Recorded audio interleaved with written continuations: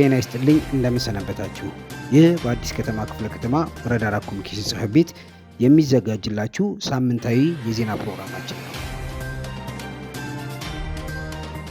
በአዲስ ከተማ ክፍለ ከተማ ወረዳ 4 አስተዳደር እየተገነባ የሚገኘው የ G+3 የጋራ መኖሪያ ቤት ግንባታ የማጠናቀቂያ የብረት ማቴሪያል ገቢ መደረጉን የወረዳ 4 አስተዳደር አስታወቀ።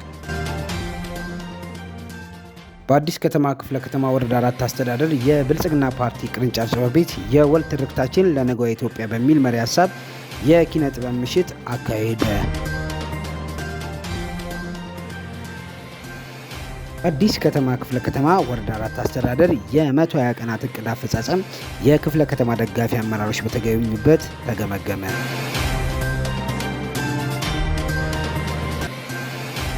ከተማችን ጽዱና ውብ ለማድረግ አበክረን እንሰራለን ሲሉ የወረዳ 4 ደንብ ማስከበር ጽሕፈት ቤት ኃላፊ አቶ ሽመልስ ለማ መልእክታቸውን አስተላለፉ።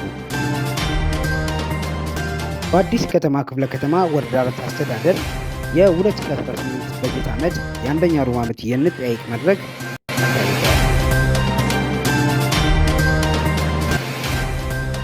በዓለም አቀፍ ደረጃ ለ35ኛ ጊዜ በሀገራችን ለ34ኛ ጊዜ የሚከበረውን የአረጋዊ ቀን አስመልክቶ የወረዳ 4 አስተዳደር ሴቶችና ሕፃናት ማህበራዊ ጉዳይ ጽሕፈት ቤት በደማቅ ሁኔታ አከበረ።